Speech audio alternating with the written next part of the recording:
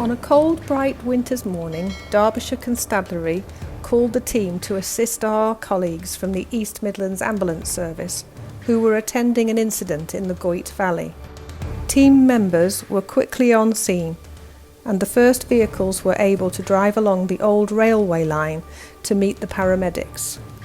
After further examination of the casualties' injuries, the decision was made to call for the help of the air ambulance to avoid a potentially bumpy stretcher evacuation of approximately 2 kilometres. After further checks on her condition by the air ambulance medical staff, the casualty was soon on board the aircraft for transfer to hospital and further medical treatment. We wish them all well and a speedy recovery to good health.